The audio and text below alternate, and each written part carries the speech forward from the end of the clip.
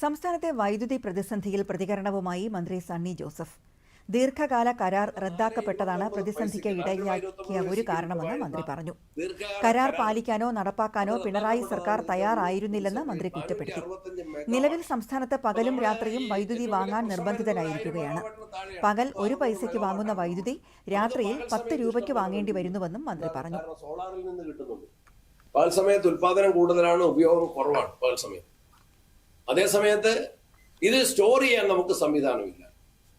രാത്രിയിലാണ് നമുക്ക് ആവശ്യം വരുന്നത്. പകല് ചെറിയ പൈസയ്ക്ക് കിട്ടുന്നത്, 1 പൈസയ്ക്ക് വരെ കിട്ടുന്നത് രാത്രി നമ്മൾ 10 രൂപ കൊടുത്തിട്ടാണ് വാങ്ങുന്നത്. അങ്ങനെയും കിട്ടാനില്ല, രാജ്യത്തൊട്ടാകെ വരുന്നതുകൊണ്ട്. പിന്നെ കഴിഞ്ഞ മാർച്ച് ഏപ്രിൽ മാസങ്ങളിലെ വലിയ വേനൽക്കാലത്ത് കേരള ഗവൺമെന്റ്, അത് ഏത് ഗവൺമെന്റ് ആണെന്നുള്ളതല്ല വിഷയം, ഗവൺമെന്റ് അന്ന് വായ്പ വാങ്ങിയിരുന്നു. അത് കടം എന്ന് പറഞ്ഞാൽ പച്ചക്കടമാണ്, സാപ്പ് എഗ്രിമെന്റ് എന്ന് പറയും. മറ്റ് സംസ്ഥാനങ്ങളിൽ നിന്ന് നമ്മൾ വായ്പ വാങ്ങിയ വൈദ്യുതിയുണ്ട്. അത് ജൂൺ 15 കൂടി മഴ കിട്ടുന്നുള്ള പ്രതീക്ഷയിലാണ് വായ്പ വാങ്ങുന്നത്. അത് നമ്മൾ തിരികെ കൊടുക്കുകയാണ്.